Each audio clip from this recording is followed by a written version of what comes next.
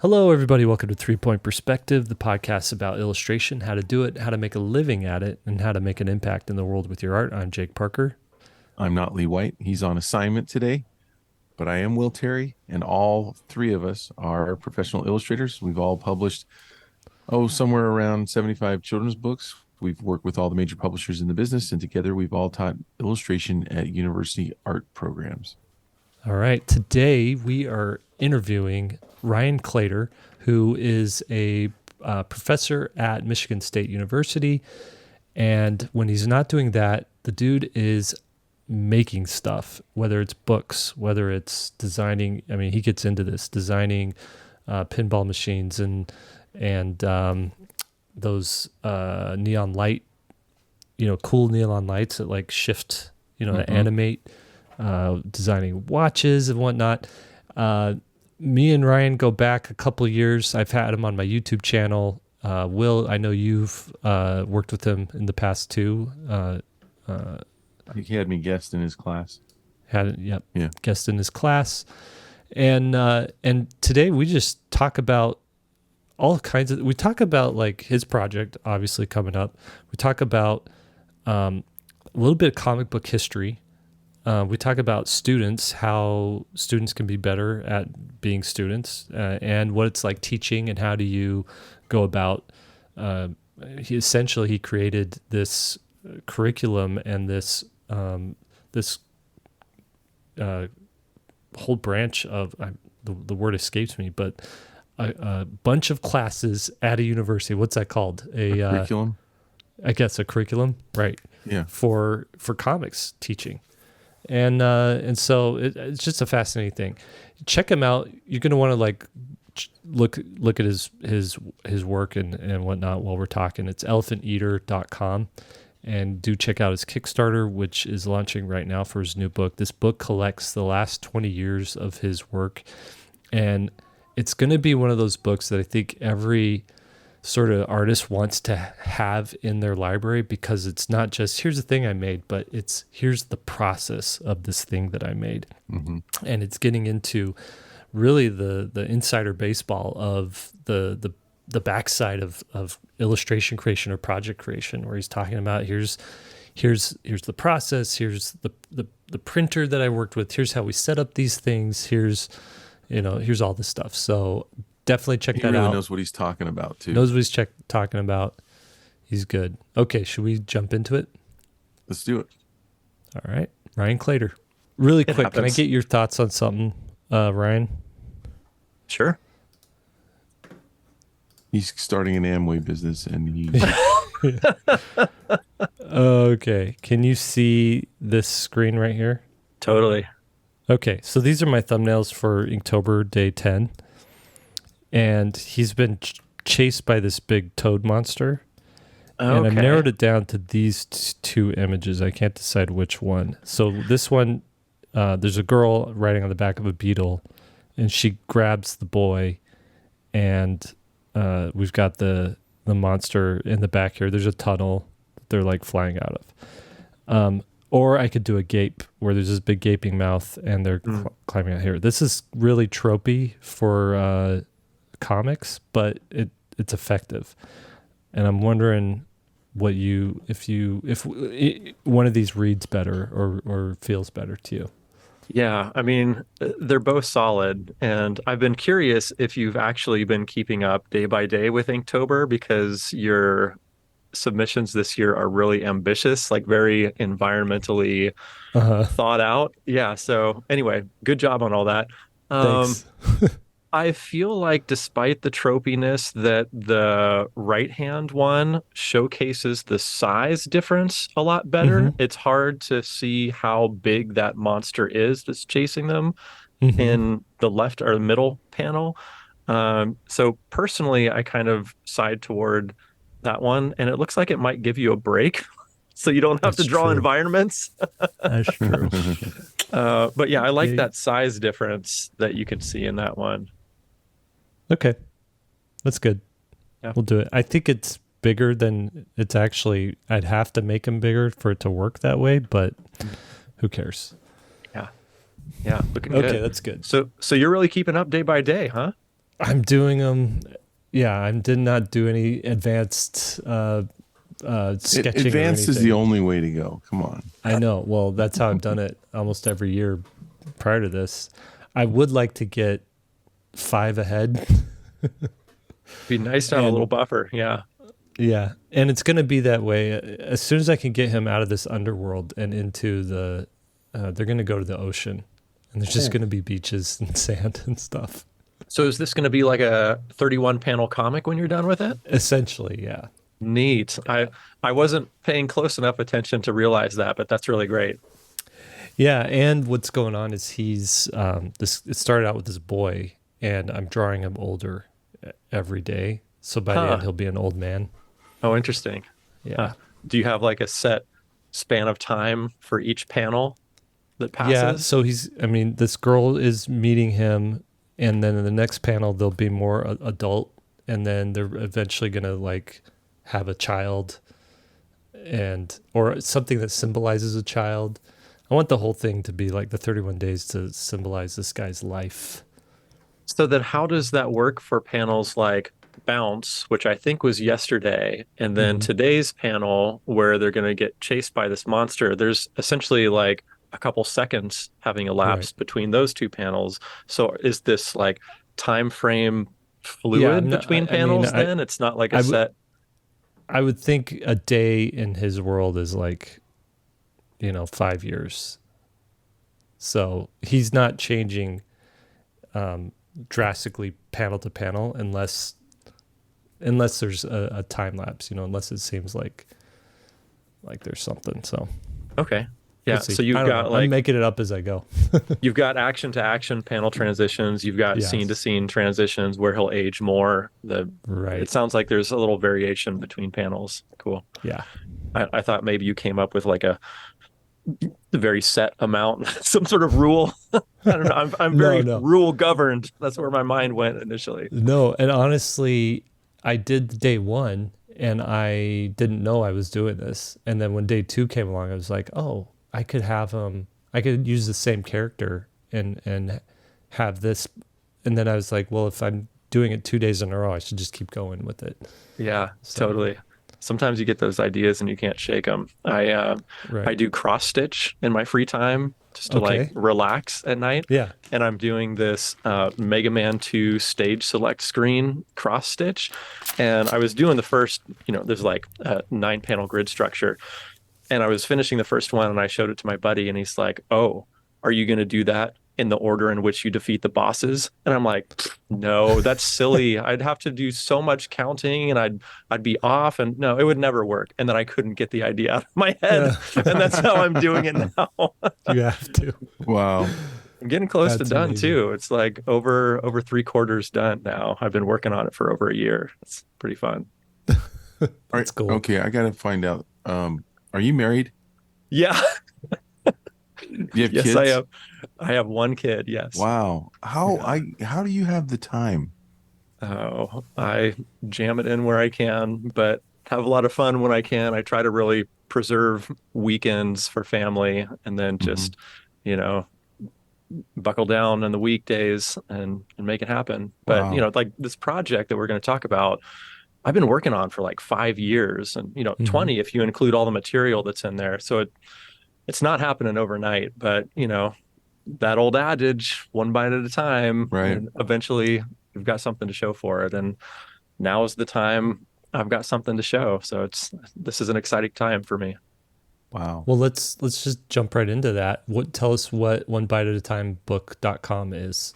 Okay. Yeah. Well, first of all, thank you for asking, and thank you for having me here, guys. It's great to chat with you. I'm a frequent listener, so it's nice to be here. Cool. One Bite at a Time is a new, upcoming, big, beautiful, oversized art book featuring 20 years of my work in comics, illustration, and design. And when I say design, I've done everything from neon sign design to illustrated watches to fancy pancakes and all kinds of different stuff. So it's not just comics and illustration, but this book has a heavy emphasis on process.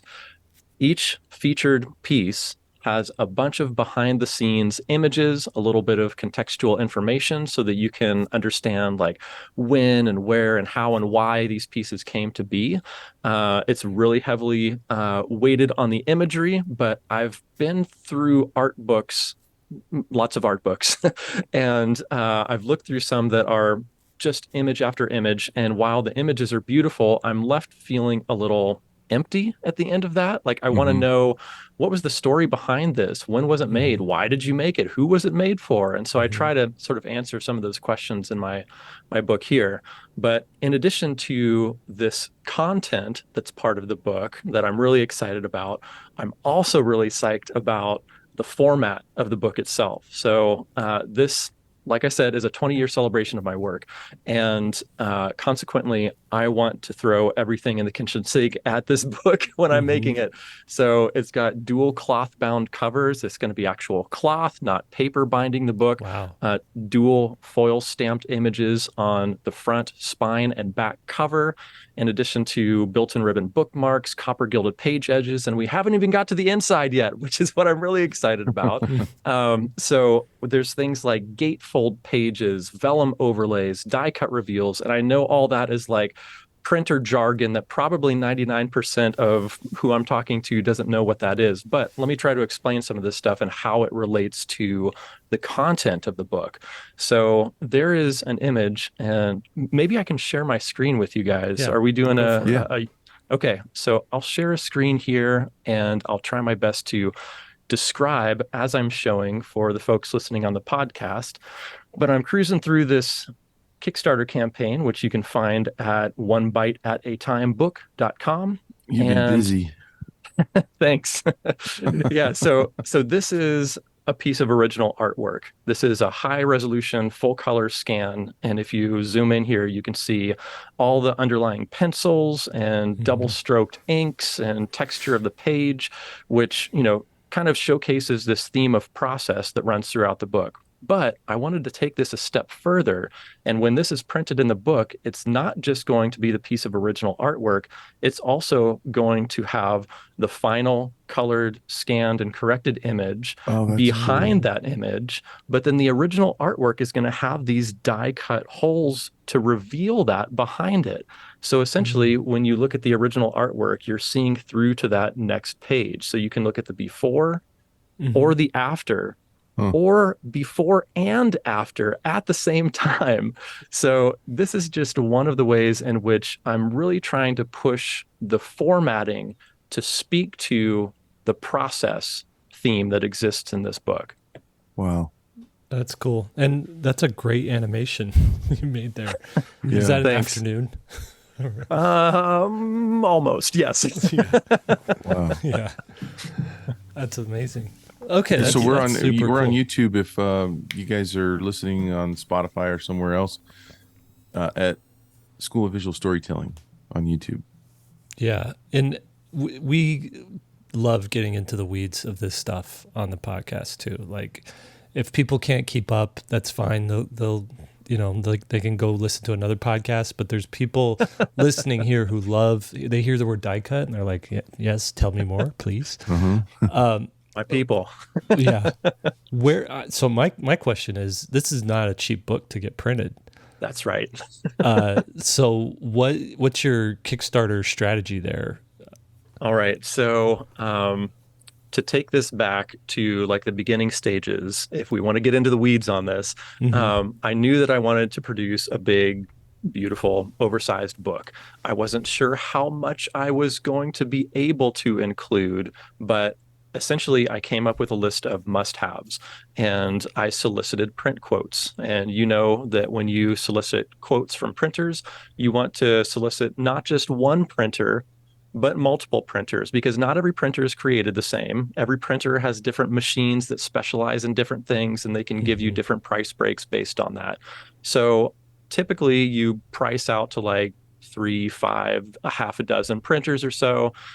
I had a list of over 24 printers that I solicited print quotes from. And I know that sounds bonkers, but a couple things. One, it can be pretty quick and easy once you have your specifications and you're copying and pasting those into a different email. Hey, Mm-hmm. printer A, can you do this? Hey, printer B, can you do this, etc. So I Yeah. did that a bunch of times, and I'm so thankful I did because it led me to the printer that I'm using now. So basically, I narrowed it down to like the top 2 or 3 printers. I asked them for samples of some specific things I was looking for, like the color of cloth that I wanted on the outside of the book, some Hmm. samples of things that they'd done that were similar to this book, and I got those back to me. And there was one printer that was just head and shoulders above the rest in terms of not only the samples that they sent me, very, very close to what I was looking for. And then we were able to really fine tune that, but also in terms of customer service. They were very excited about this project, never told me no. There were Hmm. multiple points along the way where I said, hey, I have this crazy idea. Can we include this? And they would say, yes, we can. It's going to be this much money. And they let me make the decision Uh, rather than some of the other printers saying, oh, I think that's going to be too difficult, or I don't think you want to go down that route. You know, they were willing to talk with me and figure out ways and troubleshoot things in order to make it happen. So, anyhow, the printer is listed on my Kickstarter page. If anyone's interested, you can go check them out. Wow. cool. That's incredible. How do you have like a spreadsheet to like keep track of all the printers and that you're Oh, doing? Or Lord, yes.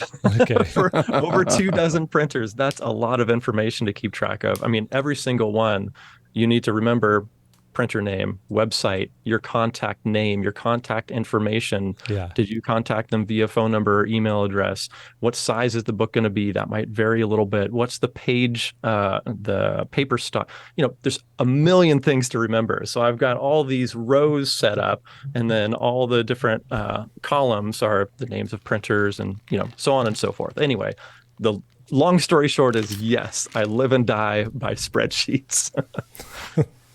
So I want Wow. to I want to get to the one bite at a time like ethos, I guess, because you are prolific, but prolific when we look at this 20-year span. You look back and you're like, holy cow! You've done the pinball machines, you've done the neon signs, you've done all the books, and how many Kickstarters have you done now? It's a few, like a handful or Yeah, so. Did an Indiegogo, a few Kickstarters, starting to yeah. lose track. But yeah, it's been a few. So what does that break down to? How many projects a year is this typically? How are your months? Do you have seasons in a year where you're more prolific or you're working more and there's seasons of rest? I just want to know, like, how do you operate? Um, yeah, that's such a wide and varied answer. I'll Right. try to get to your first question, which is one bite at a time. What's that all about? Yeah. So, my self-publishing company, I named Elephant Eater Comics based on a saying that my dad would tell my siblings and I as we were growing up. He'd say, well, it's just like eating an elephant. You do it one bite at a time, and before you know it, you're done. So I tried to keep that in mind as I have big projects or big tasks in front of me, like going through school or making a book or what have you. And that kind of keeps me grounded and pays tribute to my pops too. So that's where that came from. And in terms of my working methods and strategies and approaches, um, in a perfect world, I will work fall, winter, spring on a project. And then in a perfect world, summer rolls around and that's kind of promotional season, Comic Con season, and I'm Hmm. not trying to produce at that time. We do not live in a perfect world and things change. In fact, there have been points in my life where I have had literal 5-year droughts of not having made a book. Mm. And I felt real bad about myself during the end of that time. I didn't realize exactly what was going on when it happened, but when I look back, I think, oh well, of course that was happening because I became a daddy. I Uh-huh. was spearheading a comic art and graphic novel minor course of study at Michigan State University, a Big Ten university. I was the director of an annual event. I was hosting and producing a podcast and editing it myself monthly. It was just Wow. no wonder I wasn't fostering my own creativity.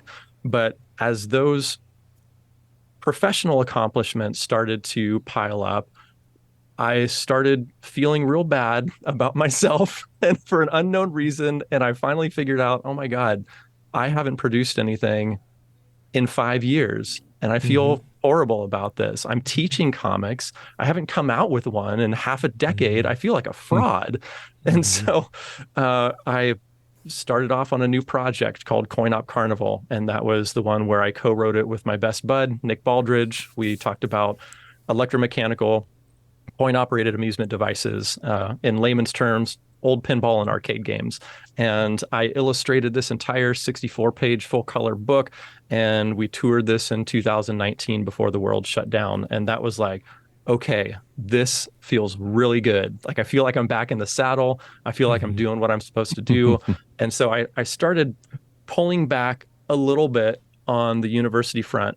I no longer produce that podcast. I was doing it monthly, and it required a ton of research and time on my part. I was really proud of the episodes we produced, but I had something had to give.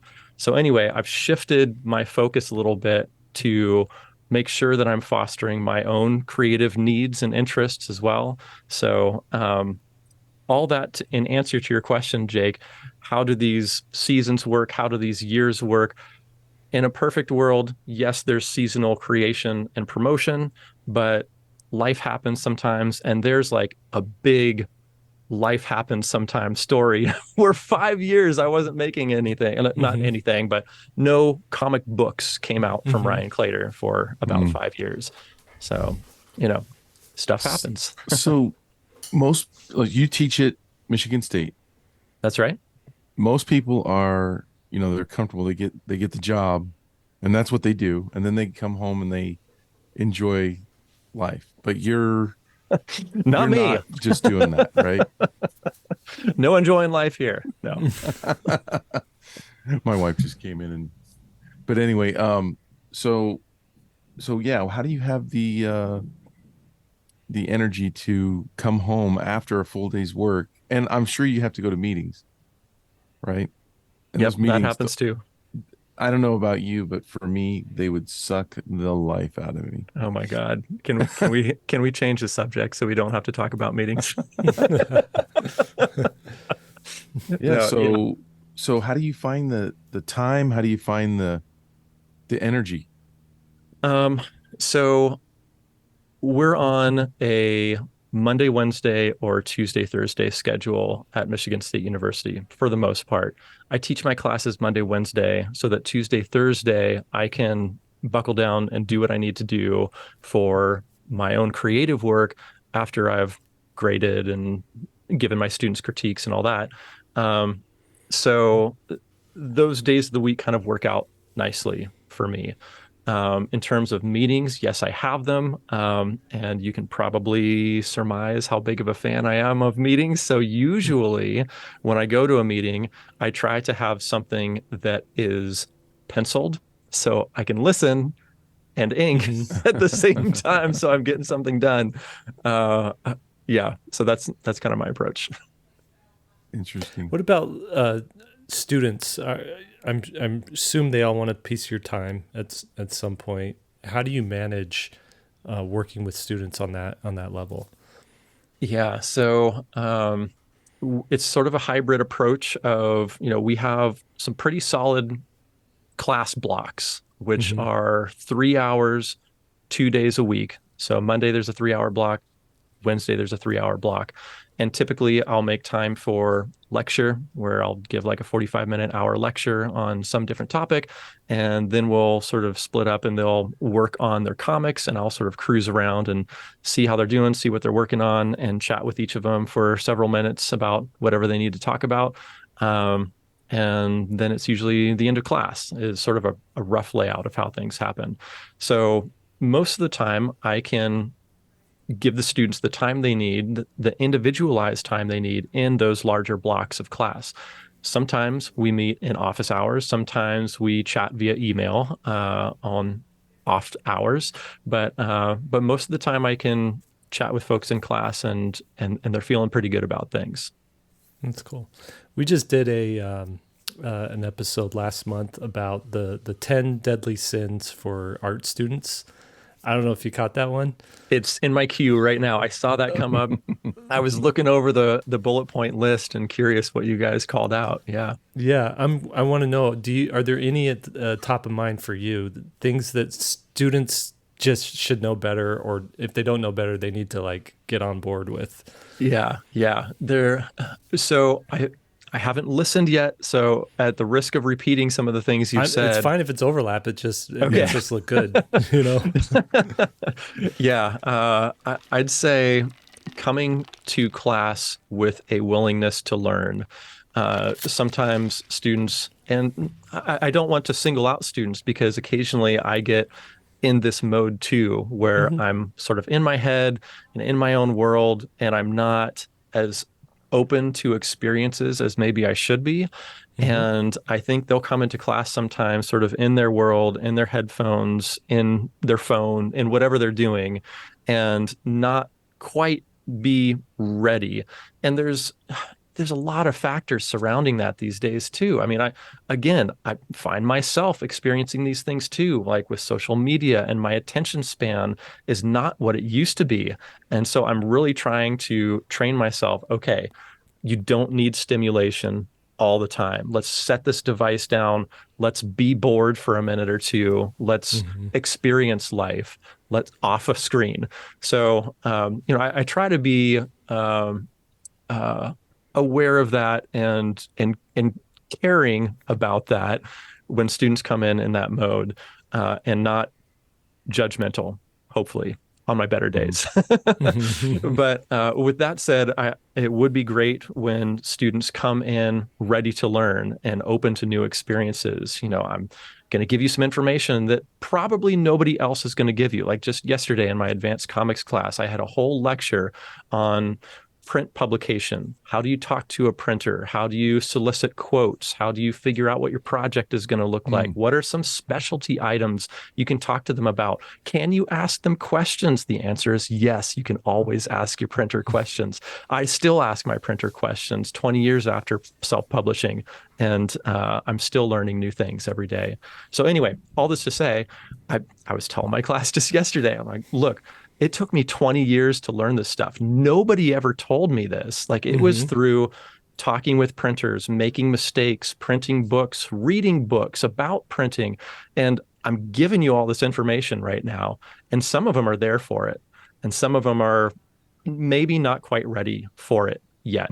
So anyway, all that to say, I would encourage students to come to the classroom with an open mind and ready to learn. Putting down devices, taking out headphones, that sort of thing is all really helpful. That's good. So Michigan State has a comics program. Indeed. I'm just curious, like, are the students in that program, did they seek out that program because, it's a unique program to that part of the country, I assume? I assume there's not a lot of competition happening there. Or is it like, oh, I'm at Michigan State, oh, comics, yeah, I'll do that. I've always liked comics. I think it's really a mix of both. I get art students in my classes. I get English students in my classes. I get game design students in my classes. I get PhD students in my classes. I'm on a doctoral dissertation committee right now for a math student who took a couple of my classes and is now incorporating comics in their dissertation. Wow. So it's really from all walks, folks who want to make comics beyond the class, folks who want to just try it out for a semester, and that's it.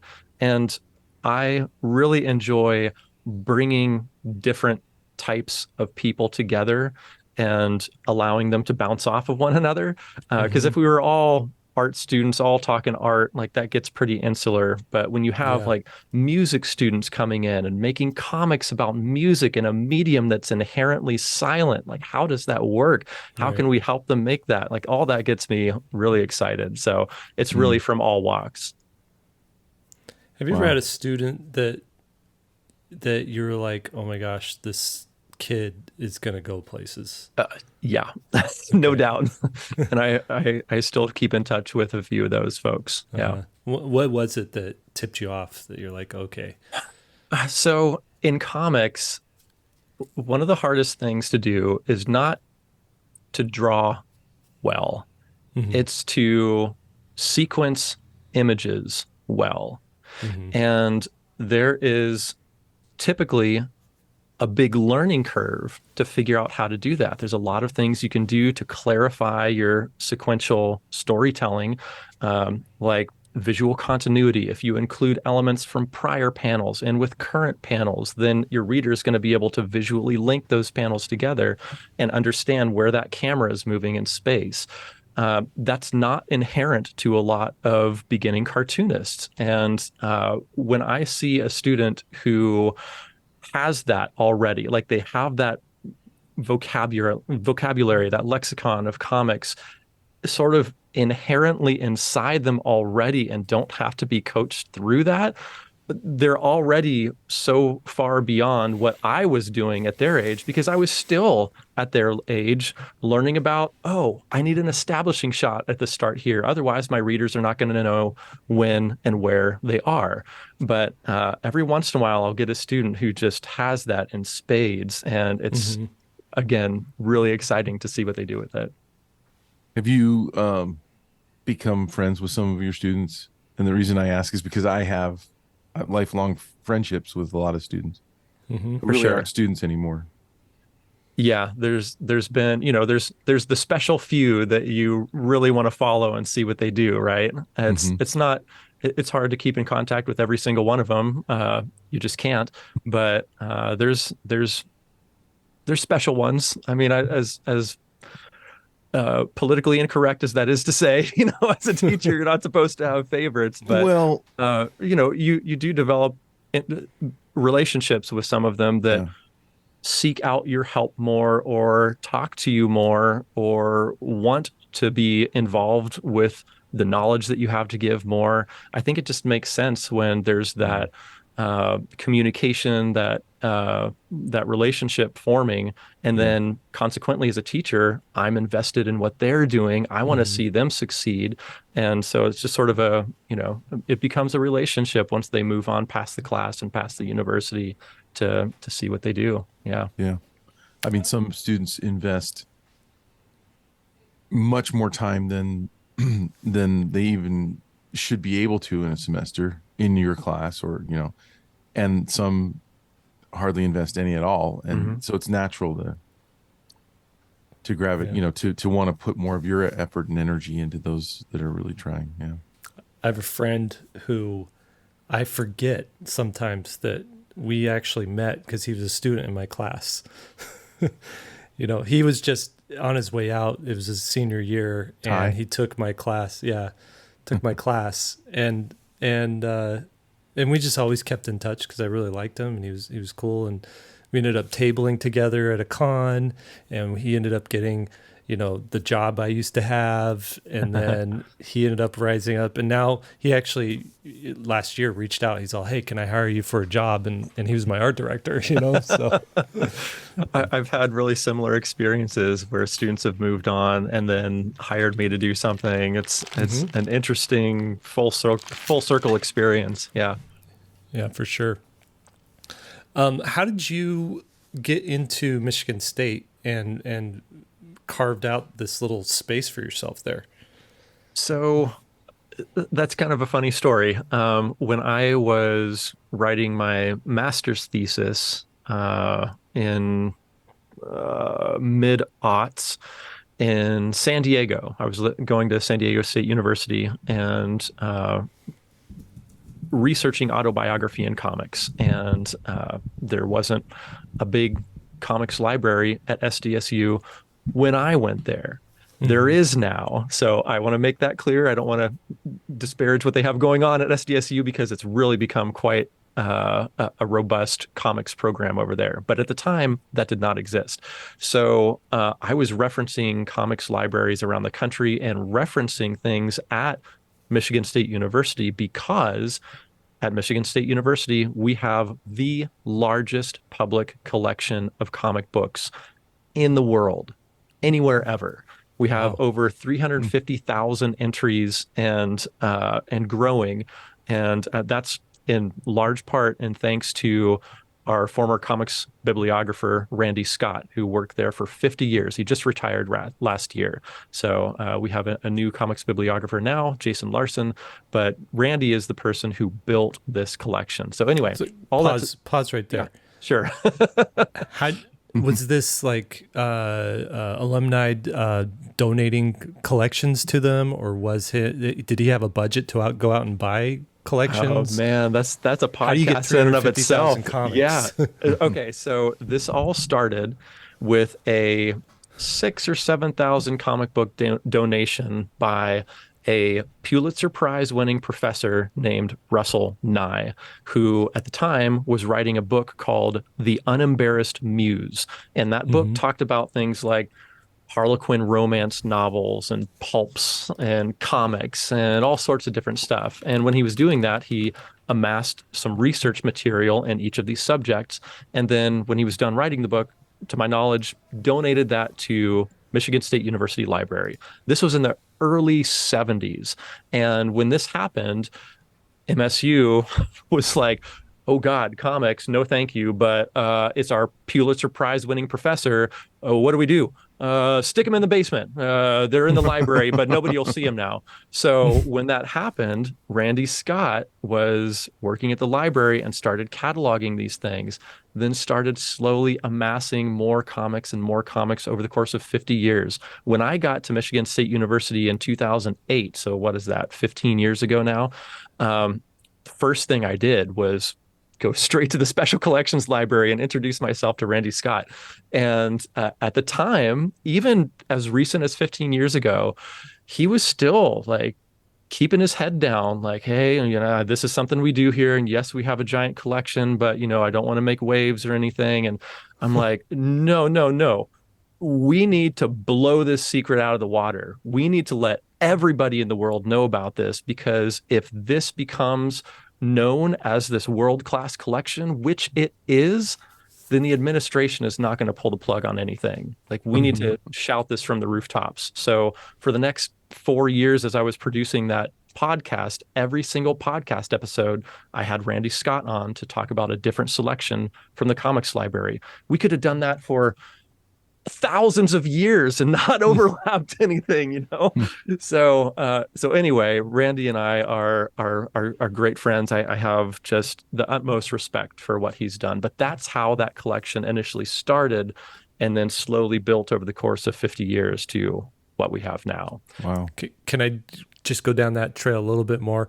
Sure. What's in the collection? What isn't in the collection? We've got everything from American mainstream comics, American alternative comics, European bande dessinée. We've got Japanese manga. We have comics from North Korea. We have articles about comics. We have comics journals. We have how to make comics. We have everything. You name it, Okay. We've got it. It's not specialized American. It's everything. Randy wanted everything. Whenever I would go to a convention, he would encourage me to bring back any small press stuff I could, because that low run, locally produced zine, mini comic type stuff, that's what's hard to get and hard to catalog. If you're not in that place at that time, most of this stuff has such low runs, it just disappears. So Right. I would bring stuff like that back quite a bit when I would go and exhibit at conventions. My wife studies African photography. And so when we went to Bamako, Mali in West Africa, the craziest thing happened. We were at the checkout counter, and I do not speak Bamanan or French, but I saw this flyer and I'm like, this looks like comics. Honey, what's this? And she's like, oh my God, there's a triennial comics event happening tomorrow. And so we go to this event. I pick up a bunch of African comics and bring them back to the collection. So we've got that now. It's Amazing. just, it's everything. It's everything. And on the Wow. rare occasion that I found a hole in the collection, like I'm looking something up I want to share with my class, I'd say, hey, Randy, is there any chance I'm missing this? Is this in the collection? Write me back. Nope, but it is now. I just ordered it. It'll be here next week. So like That's it's like amazing. comics nirvana. It's amazing. Is the North Korean comics, is that like propaganda or is it like subversive stuff? So I do not read or speak Okay. Korean, so I could not tell, but I did document a section on my website showing the books and showing the several pages of the books.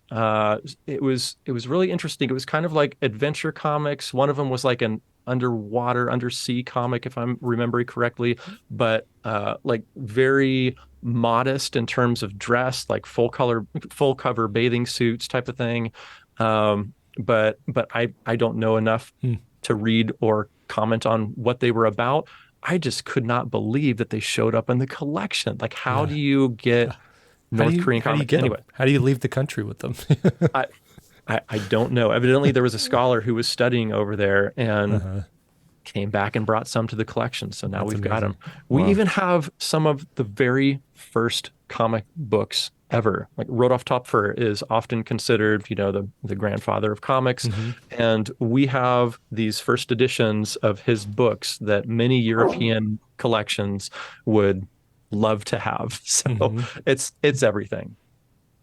Cool. Well, now I'm gonna have to go to Michigan State and check out because I went to the Billy Irish Museum and saw the Calvin Hobbes exhibit that they had Yeah. there. That was The Billy Ireland is or Billy. at I said Irish. the Ohio State University, and they Yeah. have another incredible collection that is also world class. Hmm. MSU specializes in comic books, whereas OSU specializes in comic book art The and art. strips and animation cells, like a lot of Hmm. things that you need flat files for, Hmm.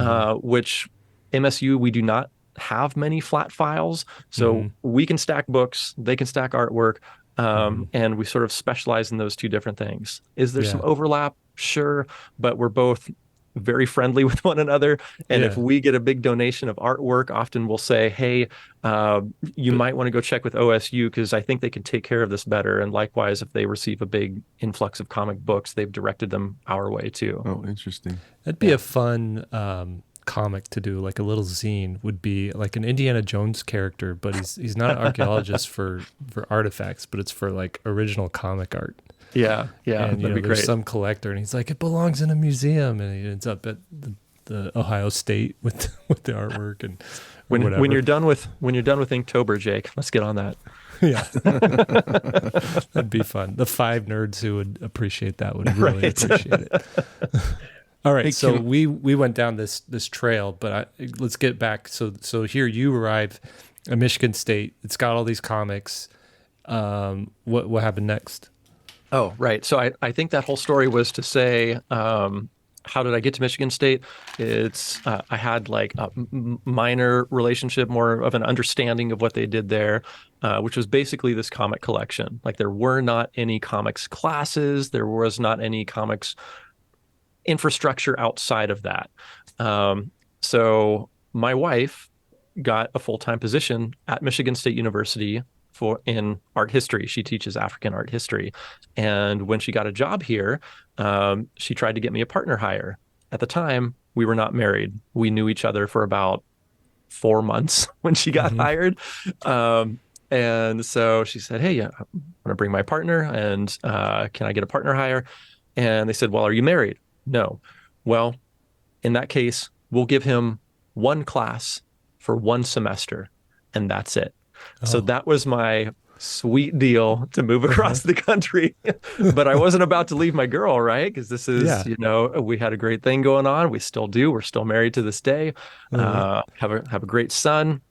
And we moved across the country together, and slowly but surely I started building on that singular class, that first comics class I proposed, because I had taught graphic design courses, Photoshop, Illustrator, web tools, all that sort of stuff. But what I always wanted to teach was a comics class. And I was so close to teaching a comics class right before we left California, one of the schools I was teaching at. I went through all the, flaming hoops to make that class happen. And the next semester, I was going to teach it. Then we moved. And when I got to MSU, they called me in. They said, okay, well, what do you want to teach? And I handed them that singular piece of paper with that comics class on it. And I said, this is the class I want to teach. And they said, okay, go for it. Wow. That class over-enrolled. It's been offered ever since. And ever since then, I've been building comics resources and curriculum surrounding teaching comics. So now we've got a comic art and graphic novel minor course of study. We have that MSU Comics Forum event, which brings in, award-winning creators and scholars, in addition to Artist Alley and scholarly panel discussions and all sorts of stuff. That we've got the 4 years of the podcast that I produce still archived and available online for free. We have more courses than I can even remember now, not only the studio courses that I teach, but English courses in comics, German courses in comics. There's been a lot of influx of comics interest since I got here 15 years ago. Amazing. I wanted to teach a comics class at BYU, and we couldn't figure out how to fit it in. So I rented space at the downtown. There was some loft that was open for rental, and I just sent out an email to all the students that were in the illustration and animation programs and said, here's this course, it costs this much, I'm sorry, you're gonna have to pay for it out of pocket, whatever, but it's gonna run this semester and I'm just gonna teach it on these nights. And we filled it up, I think, with 20 students, maybe 15, that's killer. something like that. Nice. And I based the curriculum off of Scott McCloud's books. It was a mix between Scott McCloud approach, Ivan Brunetti's cartooning approach, and Jake Parker. Everything that I sort of picked up, which I learned from a handful. There's a handful of art, how to comic books that I gleaned some stuff from, but then just from practicing it as well. And it was, I stand by that course. It's like a pretty darn good course, but pales in comparison to what you've got going on at at Michigan State. So I'm really impressed that that was me going at it for a semester, and you've put 15 years into this. So yeah, well, really phenomenal. Thank you for your kind words. And just to put some credit back on you too, one of the books that's a required reader for my class is McCloud's Making Comics. I think it's such a great balance of practical and theoretical approaches to comics, and doesn't lend itself heavily toward any one genre. If students find themselves interested in superheroes or alternative comics or autobio or manga or whatever, it doesn't make those kinds of distinctions, and you can kind of take those lessons and apply them to whatever it is that you want to make, regardless of the genre you want to work in. So it sounds like you had a good thing going there too. Cool. Good. What do you see?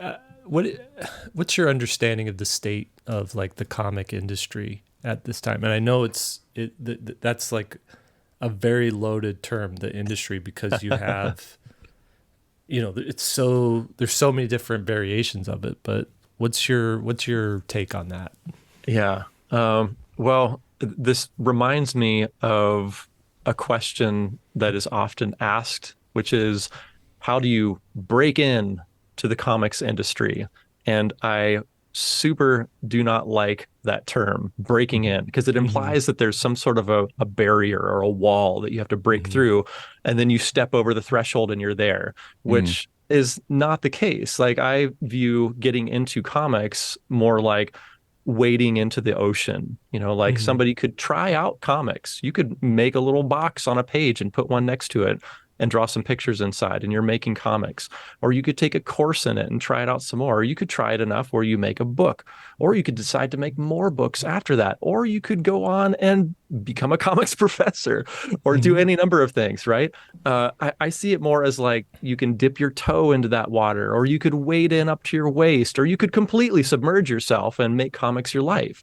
But there's nothing holding you back from trying it out, or making comics at your own pace.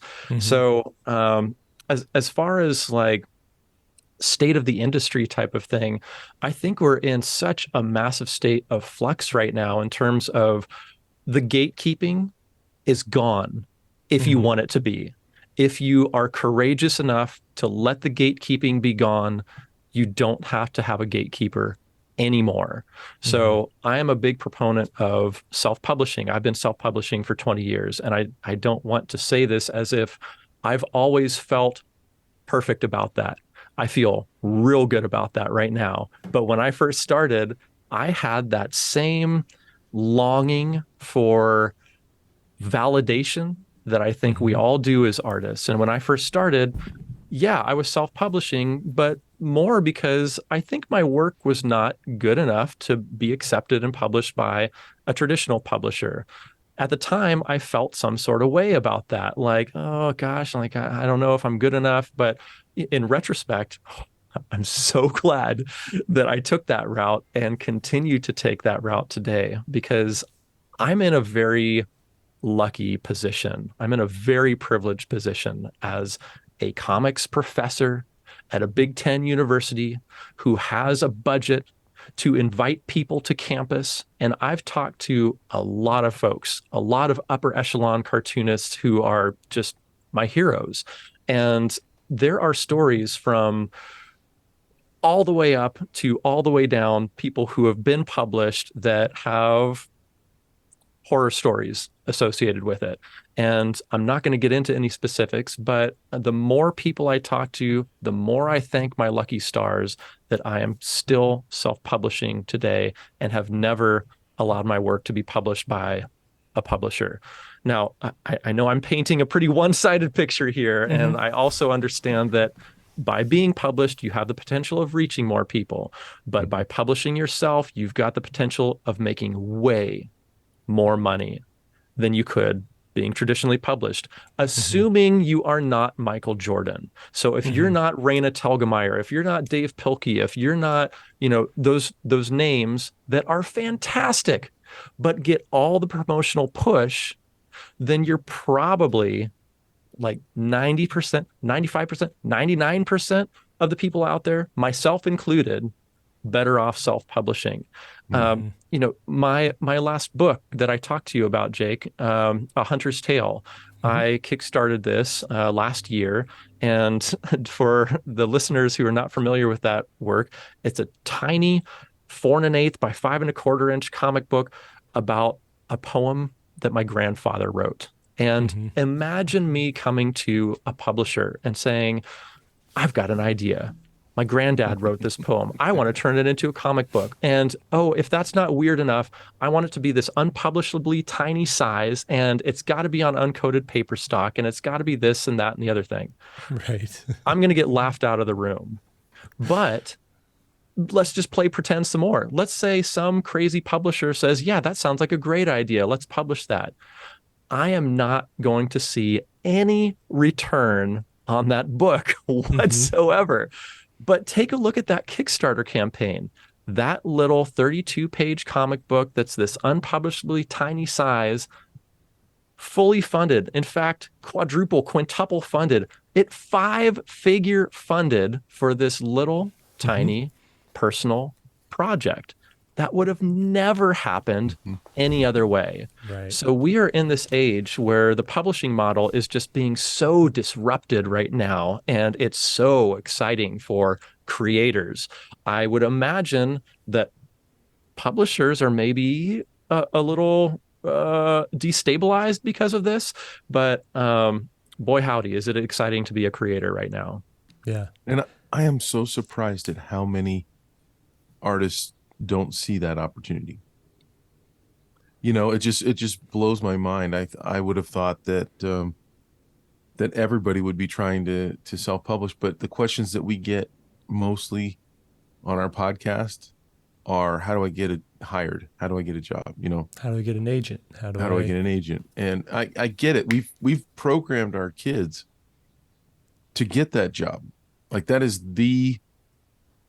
we put that up here on the pedestal, and we teach our kids, like, that's what you got to do. And so they're not in a mindset to take risk. They're not in a mindset to see opportunity. Parents don't encourage their kids, so kids are afraid to do that because their parents are going, "What are you doing?" My I my think whole thing is, why not do both? Like, why not pitch a book to a publisher that is publishable, that a publisher has the ability to distribute it to 15,000 people, 20,000 people, and have a little link on there that says onebiteatatime.com, or elephanteater.com, if you want to learn more. And then you've got, essentially, whether or not that book makes money or not, you have free advertising to your other work. Yeah, this is so interesting on a couple levels. One, Will, I wanted to address what you were saying. I think you had a really good point about conditioning of our kids and how that plays into their goals. But I think another thing about the fear of self-publishing is that the interest in validation is ridiculously strong. Mm. In so many of us, we want to be told, yes, you're good enough. Mm-hmm. Yes, we accept you. Yes, you can come publish with us. And it used to make me really baffled too. But I see it in so many people. And I think back to myself 20 years ago, and I would have done it 20 years ago if I had the chops, which kind of brings me to Jake's point. Like, hey, why can't you do both? And Jake, you make a good point. If I could have straddled that in the beginning of my career, I think I probably would have had a bigger audience by now. So yes, I think there's some merits for doing that early on.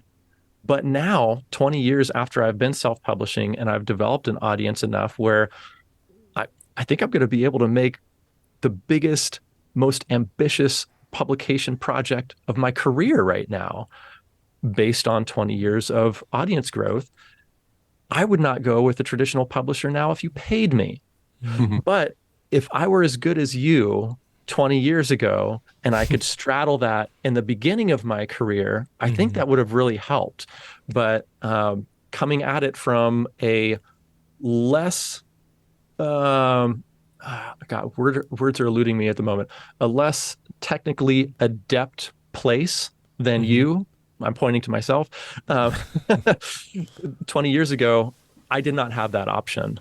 Gotcha. But regardless, I think it worked out pretty darn good for me, even in the long run. So that's something I really want to instill in beginning cartoonists, beginning illustrators, beginning folks who are interested in publishing. Don't be afraid of self-publishing. Learn some ropes, learn some printing terminology, get out there and do it yourself. And you're going to see it's not that hard. What publishers do for you is essentially press the print button. That's pretty much it. You can do that yourself. It's not that scary. That's really good. Do you have? We'll wrap it up after this, I think, unless there's anything else you want to. I got one more question for him, but go ahead. You go with that one, and then I'll finish with mine. Okay. So you've been working on this this big book for the past 20 years, 5 years. So you're let's say it's a smashing success on Kickstarter, and right, fingers crossed, and it does everything you want it to do, and you get all that fulfillment. Do you worry that there's going to be any letdown of, like, now that whole thing is done, and now what? Do you worry about that at all? Yeah, what's next? Not at all, man. There's so many projects I want to do. I have ideas that I will not be able to do before I die. So that does not worry me. I've already lined up things that I want to do after this book, collaborative projects that folks are waiting on me for, and they know I'm doing this big, crazy thing right now. But once it's finished up, I'm going to hop back over and start working with my buddy Nick Baldridge, not only on Coin Op Carnival #2, but we've also been creating, sort of behind the scenes, a scratch build electromechanical arcade game that essentially we conceived of the game together. He's doing the mechanics, I'm doing all the artwork, and we're going to manufacture this thing. It's going to be a Wow. stand-up arcade game, but not in the sense of like a video screen. If you go back prior to 1978, there were no television screens in pinballs and arcade games. So essentially, it's a back glass with backlit elements behind it. And the sequencing of the lights is what animates what's on that screen. So this is going to be like a throwback machine. And Nick is essentially done with the mechanics and programming of this thing, and now it's on me to finish up the artwork. So that's going to be the next project I tackle after this book. Wow. And then I'll jump back on to Coin Op Carnival #2. And then, man, there's so many things I want to do after that. I don't want to even name them. We got to do our Indiana Jones spinoff with the art, with the original art. That's great. I was just gonna ask you, what who are you who are you a big fan of? Who do you look to for inspiration? Yeah. Well, do you have another podcast worth of time to talk? Or Okay. There's so many. I love Sergio Aragonés. I've followed his work since I was a kid. It's also what got me back into comics after I forgot about him for like a decade after high school. I love the work of Emil Ferris, the Canadian cartoonist Seth. He produces work like Clyde Fans, It's a Good Life If You Don't Weaken, George Sprott. And I've actually invited Seth to campus, and we've become friendly with one another to the point where he wrote the back cover blurb for this book. So if you head over to onebiteatatimebook.com and check this out, once you get that book, you're going to see Seth's words about it on the back cover. So there's a little pitch. Awesome. That's really cool. I always like just asking that because it gives people, if you like this artist, go see who's influencing them, and that's going to inspire you. I think we'll wrap it up there. I just want to point out too, if you like this interview, I interviewed Ryan on my YouTube channel a little over a year ago, and we get into some more productivity stuff. There's this whole thing about the Phoenix versus the octopus, and what kind of creator are you? Are you a Phoenix creator, or are you an octopus creator? And the merits and the bad things about each of those. So if you like this, you're going to like that as well. I just want to direct you to that. Is there anything else they should check out? onebiteatatimebook.com. The Kickstarter's running now, and or at the time of this publication. And anything else? elephanteater.com. Yeah, that's great too. Since we're doing the YouTube thing, maybe I could just share one more thing. I did want to point people toward there we go. Looks like the screen is shared now. A couple of the rewards that I'm really excited about. I mean, one, first and foremost, is the book itself. So retail price for this book is going to be $59.95. And during this Kickstarter campaign, you can get this book for 17% off cover price plus free shipping. So $50 is out the door. You don't have to pay for shipping after the fact. And this deal is not going to be around after the Kickstarter campaign. So I wanted to highlight that because I think this is a pretty killer entry point to the campaign. But a couple tiers up from there, I've also got some things I'm stupidly excited about. I've never produced a patch before, and I have these patches in my hand right now, and they look beautiful. So I've got these 20th anniversary commemorative patches, as well as these raised copper foil prints that I had made. Both of those things, along with a signed book, is only $25 more. And then if you really want the behind the scenes experience, I'm doing a book club tier where this is an invitation only book discussion with me, where only the folks who have signed up for this tier are going to be invited. Once you get the book and we all have a chance to read through it, I'll do some behind the scenes, talk about how this book came to be, as well as field some questions and give some answers about the book that we all have in our hands now. So that's just a few things I wanted to highlight before we leave. But if you're interested in any of this, you can check this out at onebiteatatimebook.com. Very good. Cool. All right. Thanks. Awesome. Thank you so much, guys. I so appreciate the time here. It's been really fun talking with you guys about talking shop. Yeah. Yeah. So Yeah, no. I appreciate it. Your students are lucky to have you. I can tell you that. Oh, thank you so Yeah. much, Will. I appreciate that. Well, it's rare that, I shouldn't say rare. There are so many teachers that just show up and do the bare minimum, and I know you don't. And your your personal projects, excuse me, your personal projects are inspirational. I mean, how can your students not, appreciate that and the knowledge that you share? So cool. Yeah. Man, thank you, Will. That means a lot to me coming from you. I really respect your work as well. You too, Jake, and you too, Lee. I know you're not here, but one of the books that really helped me hone my focus for One Bite at a Time was Lee's illustrations book. I'd seen so many art books, and when I finally got to Lee's book, I'm like, this is the perfect balance of text and image and behind the scenes work. Like, this is what I want to produce on steroids.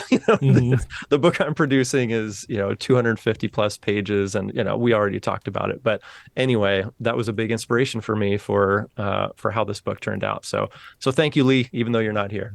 Well, we're going to make sure Daniel edits that out so that he never hears it. Can't let Lee hear that. A couple other good art books you should check out, and maybe you already have, but people listening.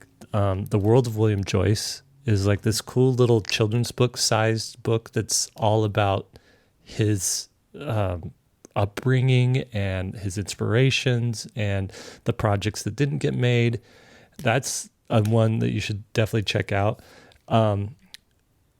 Aaron Draplin's sort of catalog of his work that he made. It's like a 20-year anniversary type of thing too. I don't know if you're familiar with him. He's a graphic designer. Yeah, he's the typographist, logo designer, right? Yeah. With the beard. His book is incredible. So that's another one to check out. I got a copy of his, and in the front cover, he has this little thing that he can check off who the book's for. And so he looked at, he's all shifty eyes, check, sweating profusely, check, the guy's hilarious. And then as far as illustrators, Michael Wellen always puts out these amazing art books that have a blurb about each book cover that he did and some of the sketches that went into it as well. So I assume you're still putting together and finessing the innards of this book, so you might want to check out those and maybe get some inspiration from them as well. Cool. Those are great suggestions. I'll be checking those out after we hang up. Okay. I love the podcast where you're like, okay, I guess we're done, and then it launches into like this second conversation. But we'll wrap it up there. Thanks, Ryan. All right. Bye for real. Thanks so much, guys. All right. So Ryan Claytor, what was your big takeaway from that? From what we talked about there? It's that some people have this work ethic and this passion that is unbelievable. Right. Like he's a full-time teacher at Michigan State. And you can stop right there. That's a job, right? That's a go to work, go to teaching, prepare your lessons, teach your lessons, go to meetings, come home, and you just want to do nothing. But instead, and cross stitch. Yeah, and he does cross stitch. He does like he's doing all these comics and self-published books and stuff, and he also has a wife and a kid and devotes weekends to them. And it's just like I noticed, like, looking into his office, it's like all organized and everything, and I'm like, and the way he speaks, the way he talks and everything, he just seems like a guy that's got it all put together pretty much, Yeah. Like organized. Yeah. There's this quote where it's, I don't know the exact term, but it's you make your art like an artist, but you work like an accountant, essentially. Yep. You have to have the creative side, but you also have to have that organizational side. And that's something I've always struggled with, and I still struggle with, but I'm cognizant of it. And so, I try to keep a very good schedule. I'll stray from time to time, but I try to make sure that I'm time block planning and putting stuff in, so I know when everything. I'm writing things down. It's the only way that I can keep track of everything, and I feel like he's in that same vein as well. Really cool stuff. Good conversation. So if you again, check out his Kickstarter, which is running right now. Go to onebiteatatime.com and consider backing his book project. And I can't wait to get that book in my hands as well. Yeah, me too. All right, I'll take us out. Thank you for joining us. SVS Learn is brought to you by 3 Point Perspective. No, it's the other way around. 3 Point Perspective is brought to you by SVSLearn.com. We're becoming One of those a great things. illustrator starts. Your hosts are Will Terry, Lee White, and Jake Parker. Again, excusing Lee today. He's off on assignment. He will be back next episode. Don't you worry. He'll be bringing you something brand spanking new for sure. Special thanks to our podcast producer, Daniel Tu. That's Daniel TU. You can find his work at daniel2.com. Special thanks to our show notes wrangler, Lily Howell, our keeper of the curriculum, Austin Shirtliff, and our production producer, manager person, Lisa Fott. Now, go draw something.